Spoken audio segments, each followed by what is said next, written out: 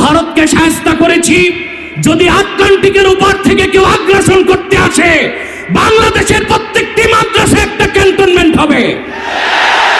সেনাবাহিনীর সাথে কাঁধে কাঁধ মিলিয়ে মাদ্রাসার ছাত্ররা দেশ রক্ষায় মাঠে নামবে। আগ্রাসী শক্তিকে বলে দিচ্ছি, আমার দেশের সবুজ লাল পতাকার দিকে যে চোখ তুলবে তার চোখ উপড়ে দেওয়া হবে। আমার বাংলার কোন 1 ইঞ্চি মাটিতে আগ্রাসনের থাবা বসালে সেই কালো হাত ভেঙে দেওয়া হবে। নাহমাদুহু ওয়া নুসাল্লি আলা রাসূলিহিল কারীম, আম্মা বা'দ। হেফাজত ইসলাম বাংলাদেশ কর্তৃক আয়োজিত আজকের মহাসম্মেলনের সম্মানিত সভাপতি হাজারাত উলামায়ে কেরাম, বাংলাদেশের বিভিন্ন প্রান্ত থেকে আজকের এই মহাসম্মেলনে আগত প্রতিটি মুমিন মুসলমানকে আমার হৃদয় নিংড়ানো ভালোবাসা, শুভেচ্ছা এবং অভিনন্দন। সম্মানিত সুধী, দুটো বিষয় প্রথমে আসে। একদিকে বিতর্কিত নারী সংস্কার কমিশন করে আমাদের অনুভূতিতে আঘাত দেওয়া হচ্ছে, আরেকদিকে মানবিক করিডোরের সিদ্ধান্ত নিয়ে স্বাধীনতার উপর আঘাত দেওয়া হচ্ছে। আমার মনে হয় বিতর্কিত নারী কমিশন করে আমাদের দৃষ্টি এদিক রেখে বর্তমানে মার্কিন যুক্তরাষ্ট্রের সাথে বাংলাদেশের স্বাধীনতা বিক্রির সওদাবাজি হচ্ছে কিনা সেটাও দেখতে হবে। হেফাজত ইসলাম বাংলাদেশ শুধু দাবি করবে না, সকল মাসলাকের মানুষের পূর্ণ সমর্থন হেফাজতের প্রতি আছে। কারণ হেফাজত হচ্ছে বাংলাদেশে সর্ববৃহৎ ইসলামী অরাজনৈতিক সংগঠন। আজ আমি এই জনতার পক্ষ থেকে, বাংলাদেশের কোটি কোটি মুসলমানের পক্ষ থেকে হেফাজতের সম্মানিত আমিরের কাছে বলবো, হেফাজত রাজনীতিতে যাবে না, কিন্তু রাজনীতি নিয়ন্ত্রণ করতে হবে। 53 বছরের ইতিহাস আমাদের কলঙ্কিত। আলেম ওলামা, পীর মাশায়েখ আর মাদ্রাসা ছাত্রদের পবিত্র রক্তে পা রেখে তারা ক্ষমতায় যায়, আর ক্ষমতায় যে ইসলাম ও মুসলমানকে চ্যালেঞ্জ করে। এ সুযোগ আর দেওয়া হবে না।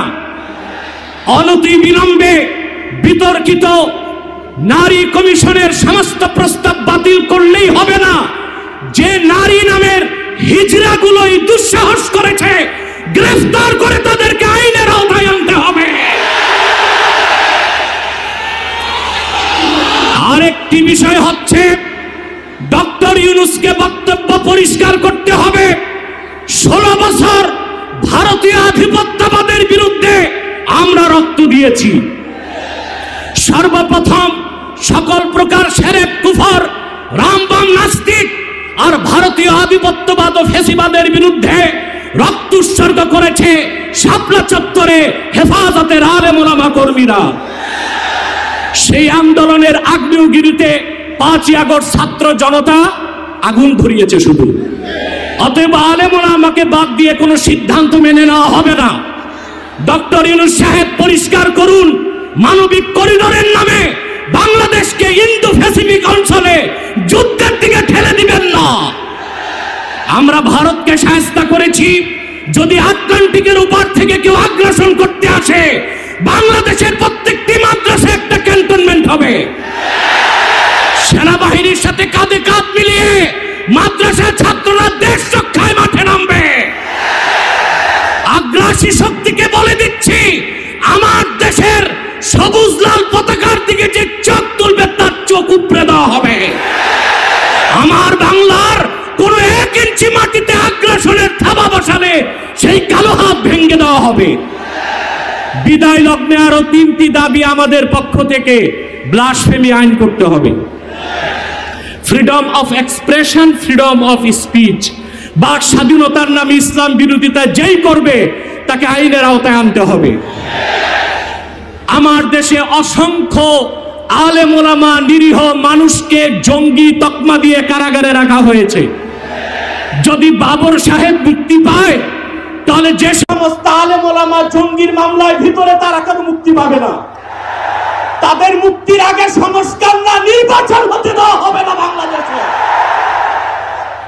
আমার 7ম দাবি, হেফাজতের পক্ষেই বাংলাদেশের সমস্ত মাসলাককে এক প্ল্যাটফর্মে আনা সম্ভব। একটি দাবি আদায়ের লক্ষ্যে, সেটা হচ্ছে বাংলাদেশে কাদিয়ানীদেরকে অবশ্যই অমুসলিম ঘোষণা করতে হবে। হেফাজত যদি ডাক দেয়, তাহরিকে খাতমে নবুয়্বত সারা বাংলাদেশের মাসলাক আসবে। আমরা কাদিয়ানীদেরকে অমুসলিম ঘোষণার দাবি আদায়ে যদি জান ও মাল দিতে হয়, কারা কারা প্রস্তুত আছি? ওয়া আখির দাওয়ানা আনিল হামদুলিল্লাহি রাব্বিল আলামিন। ওয়াসসালামু আলাইকুম ওয়া রাহমাতুল্লাহি তাআলা ওয়া বারাকাতুহু।